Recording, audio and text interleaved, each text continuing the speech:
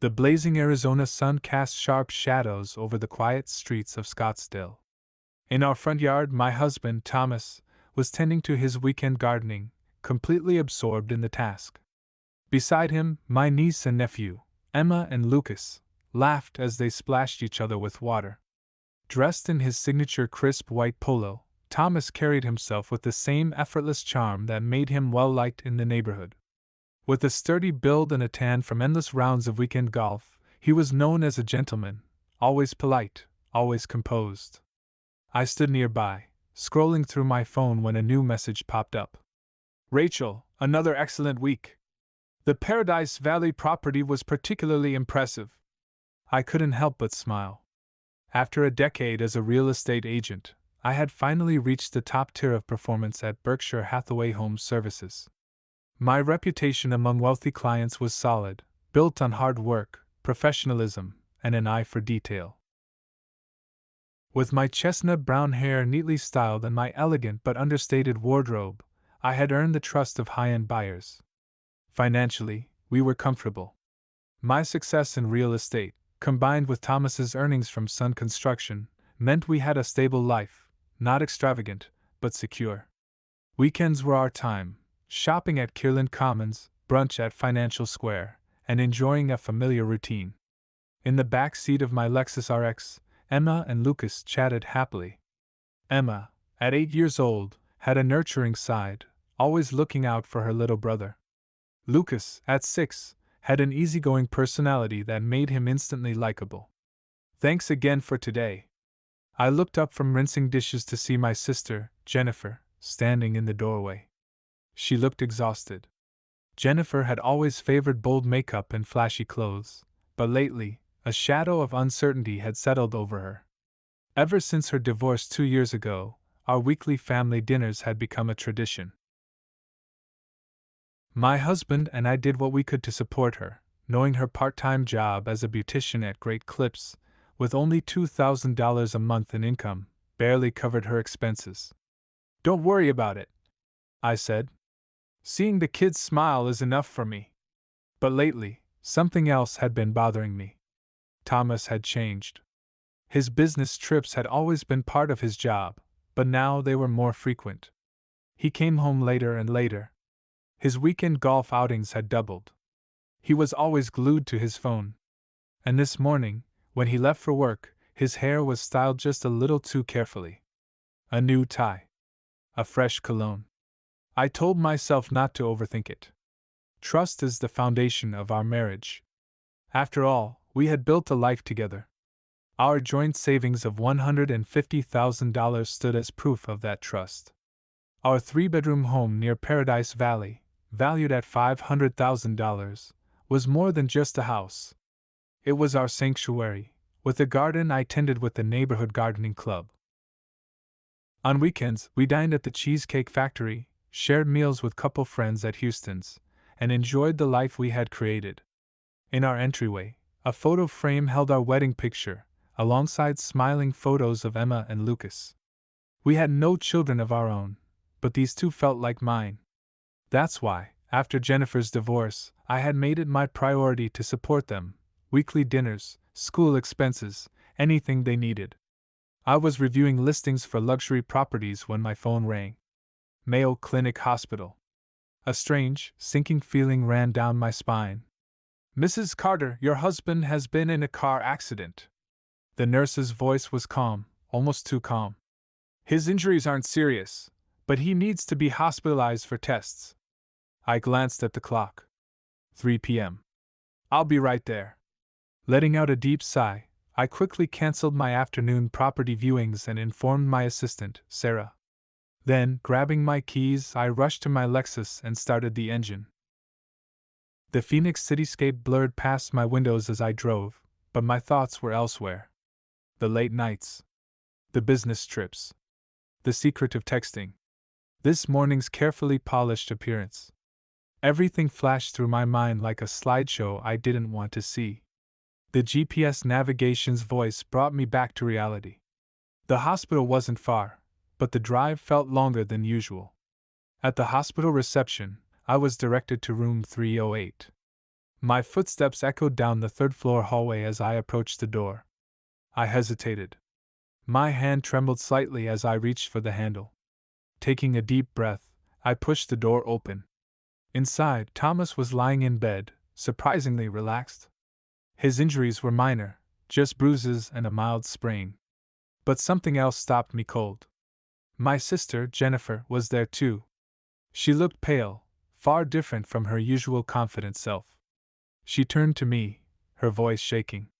"Rachel!" Something was very, very wrong. Jennifer's voice trembled, but her words faded into silence. A heavy tension settled over the hospital room, suffocating the space between the three of us. Then Thomas spoke. His words were completely unexpected. "You found out about the affair, didn't you? Well, since it's out in the open, there's nothing to be done. Take care of me." He said it with a resigned smile, as if this was just another inconvenience. For a moment, I couldn't process what I had just heard. "And the kids too. Please look after us." Jennifer's poor health, hospital tests, Thomas's accident, all the fragmented moments suddenly pieced together into one undeniable truth. I looked at their faces, the two people I had trusted most, the man I had built a life with, and the sister I had supported through everything. There was no remorse. No shame. Only a quiet, calculated expectation. 10 years of marriage. A lifetime of sisterhood. Everything I thought was solid collapsed in an instant. The afternoon sun streamed through the hospital window, casting light on the flower arrangements in the corner. The curtain shifted slightly in the breeze. Somewhere in the distance, an announcement over the hospital speakers signaled the end of visiting hours. I adjusted my handbag and stood up. I didn't respond. I didn't look back. I simply opened the door and stepped into the hallway. Inside the elevator, I pulled out my phone. The first priority was gathering evidence. The second, preparing for legal action. Years of experience in real estate had taught me something valuable: never act on emotion. Always strategize first. By the time I stepped outside, the sun was beginning to set. The Phoenix sky burned in deep red hues, unique to the desert dusk. I started my Lexus, my hands gripping the steering wheel. The coming weeks would be the most critical of my life. I just didn't know yet how deep this betrayal really ran. The Phoenix skyline twinkled through my living room window as the clock struck 11 p.m. Sitting at my desk, I meticulously reviewed our bank statements. Our joint savings account, $150,000, built over 10 years of marriage. Every transaction was logged into a spreadsheet, each number burning into my mind. Then I saw it. A pattern of expenses: luxury restaurants, jewelry stores, hotels. Places I had never visited. The charges were concentrated in the past 6 months. The total? $20,000. My husband had spent $20,000 on my sister. My hands tightened around the mouse. Breathe. Stay focused. The next morning, I secured a meeting with Sarah Johnson, a high-profile divorce attorney. My work at Berkshire Hathaway Home Services had given me connections to the best legal minds in the state. Sitting across from Sarah in her office, I laid out the facts. She listened carefully, then leaned forward. "Mrs. Carter, I understand the situation. In Arizona, evidence of infidelity is important. However, we need to move strategically. Avoid any emotional reactions." I nodded. I had already formulated a plan. Step 1: transfer the funds. I opened a new Wells Fargo account and moved $100,000 from our joint savings. Sarah assured me that this was within legal rights. Step 2: adjust the credit card limits. With a quick phone call, I reduced Thomas's access to our accounts. Returning home, I walked into the study. I had to check his documents. It was painful, but necessary. I found hotel receipts, backup data from his laptop, and, ironically, his password. Our wedding anniversary. How fitting. With one click, the inbox opened. Email after email, each message confirmed what I already knew: arrangements, meetings, professions of love. Every single word shattered what was left of my trust. I took screenshots, saved everything, and filed them away. The evidence was undeniable. That evening, my phone buzzed. Your new account at Wells Fargo has been successfully opened. Credit card limits adjusted. Expense reports finalized. I had secured my financial defenses. But the hardest part was yet to come: handling Jennifer and the kids. Emma and Lucas were innocent. If anyone was a victim in this, it was them. During my second meeting with Sarah, we strategized how to reduce my financial support for my sister's family. The decision was made: we would gradually cut off the money over 3 months. A sudden stop would be too harsh on the children. I reached for my phone, ready to call our parents, when a notification popped up. An email from Mayo Clinic. Attached was a PDF file, a medical report. The name on the diagnosis? Jennifer. I clicked it open and froze. 2 months pregnant. The air in the room felt like it had been sucked away. The letters on the screen blurred. My sister's poor health, the medical tests, her strange behavior the day of the accident. It all made sense now. With trembling hands, I pressed print. The paper slid out of the printer with quiet finality. That night, for the first time since this nightmare began, I cried. But it would be the last time. Tomorrow, the real fight would begin. A new life, one built on strategy, not emotion. Every move had to be calculated. I glanced at the family photo hanging in the study. Emma and Lucas's smiles. Everything I was about to do, I did for them. And most of all, for myself. Weakness had no place here. The real battle was just beginning. The next morning, I woke up earlier than usual. My makeup was applied with precision. A black suit. A simple pearl necklace. The composed expression I had mastered in sales. This was the most critical period of my life. Shall we move to the next phase? At my third meeting with Attorney Johnson, I gave a quiet nod.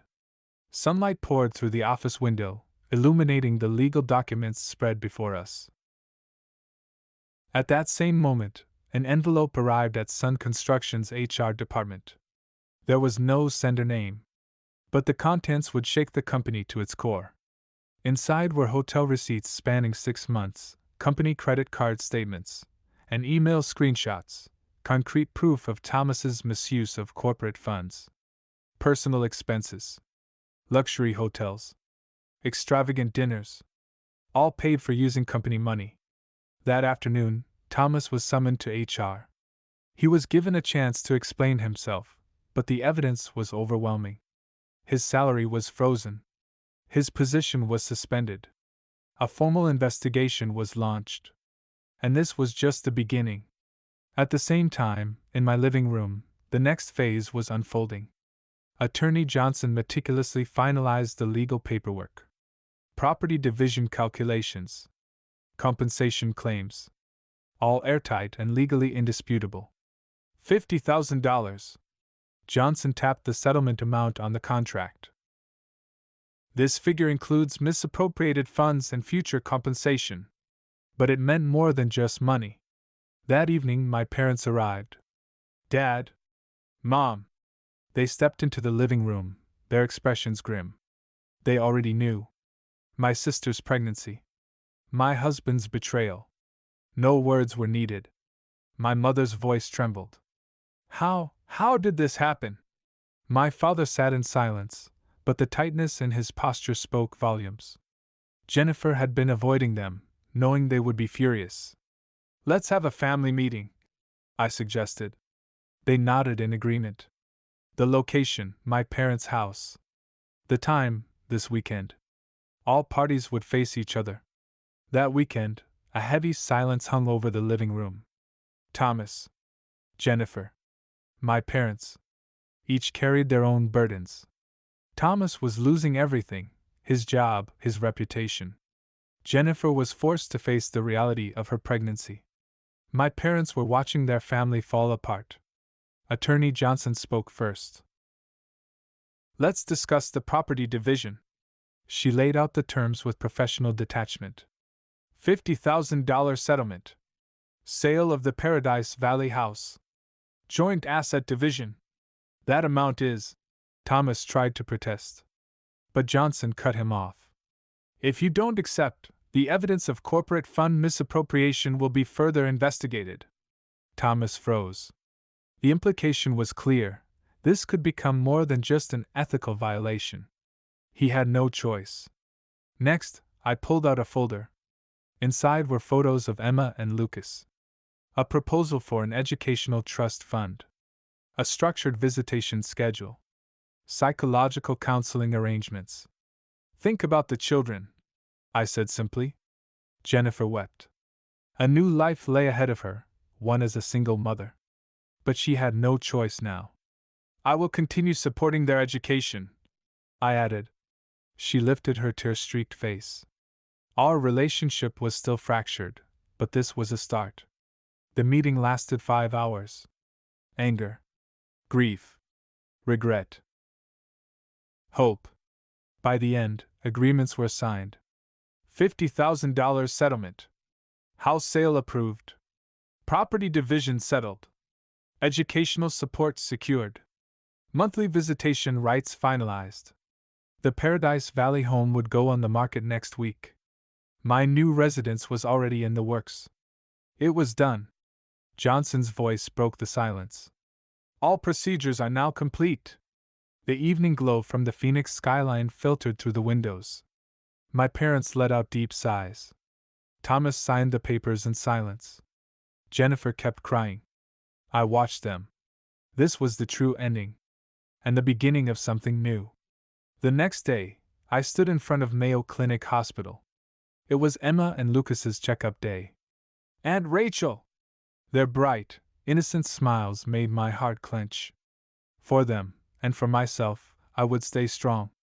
The Phoenix sky had deepened into a striking blue, as if signaling a new chapter. Spring sunshine streamed through my office window. The sign outside gleamed in the morning light. Rachel Carter Real Estate. A new name. A new future. The Arizona sun hung high, casting golden light over the city. 6 months had passed since I had opened my own real estate firm, and the anxieties I once had long since faded. The success was real. Each deal, each client, each step forward had proven my ability to stand on my own. President Carter, here are the documents for the new listing.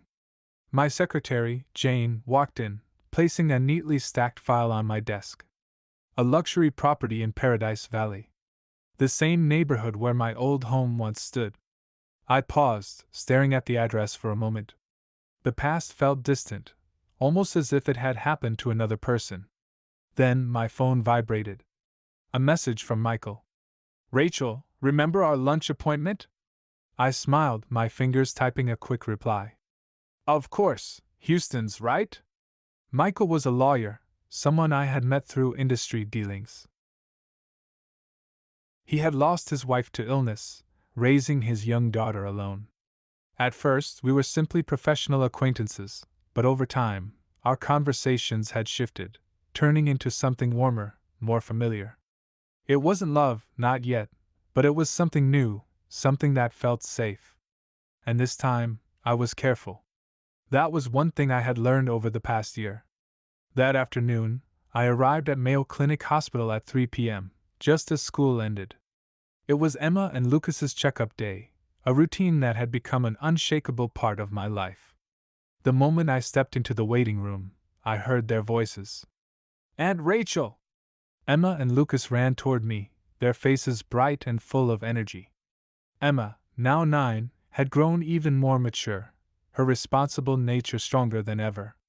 Lucas, at 7, still had that cheerful, easygoing charm that allowed him to make friends anywhere. I got a perfect score on my math test today. I was picked for the soccer team. Their excitement filled the hospital waiting room with warmth and laughter. The checkup results were good. Their doctor reported steady progress, and their psychological counseling sessions confirmed what I had already sensed. They were healing. Then Emma hesitated. Her voice was softer when she said, Mom's baby is coming soon. I studied her expression, There was a mixture of emotions. Her mother's pregnancy was a reality she had accepted, but it was clear she still struggled to fully process it. Jennifer's due date was just 2 weeks away. Over the past year, our relationship had shifted. We were not fully reconciled, but we had begun talking again. Jennifer had become more serious about her career, improving her performance at great clips and earning a better salary. Still, I continued covering Emma and Lucas's educational expenses, ensuring they had everything they needed. Then, Lucas spoke up. "When the baby comes, you won't forget about us, right?" His voice was small, uncertain. I knelt down, meeting his eyes. "Never. You two are my family. That will never change." His shoulders relaxed, and a grateful smile spread across his face. After the checkup, we headed to the Cheesecake Factory. It had become our tradition, a monthly ritual where we shared dessert and stories about their lives. Emma talked about her dream of becoming a veterinarian. Lucas, still full of energy, was set on becoming a soccer player. We laughed, we ate, and for a while, the weight of the past didn't matter. But then, Lucas looked up suddenly. "How's Uncle Thomas?" For a moment I froze, caught off guard. We still met once a month, as part of the divorce agreement. Thomas had lost everything: his career, his reputation, his home. He had been forced to rebuild his life from nothing, taking a job at a smaller construction firm. There had been a shift in him, a humbling I never thought I'd see. "He's doing well," I finally said, choosing my words carefully. "You'll see him again soon." Lucas nodded, satisfied with my answer. That evening, I drove back to my new home. It had been 10 months since I moved from Paradise Valley to Scottsdale. The house was smaller than the old one, 3 bedrooms instead of 5, but it was perfect for me. A place that was truly mine. As soon as I opened the door, I was greeted by Max, my loyal dog. A gift from my parents, sent to keep me company in this new chapter of my life. They had been my unwavering support over the past year. Our Sunday brunches at their home had remained a comforting tradition, one of the few constants in my life. I walked into the living room, and my eyes landed on the new photographs lining the shelves. Emma and Lucas laughing on a beach trip. Me cutting the ribbon at my real estate firm's grand opening. A family portrait at my parents' house. Each photo marked a milestone, a reminder of how far I had come. Later that night, I sat at my home office desk, reviewing documents for tomorrow's property viewings.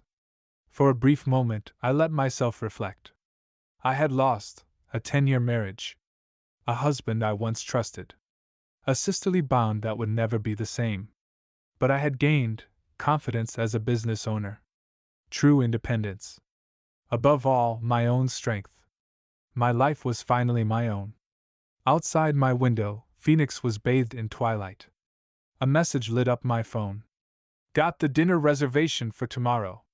We should be able to talk at length. Michael." I smiled, my fingers hovering over the keyboard before I typed back. There was no need to rush.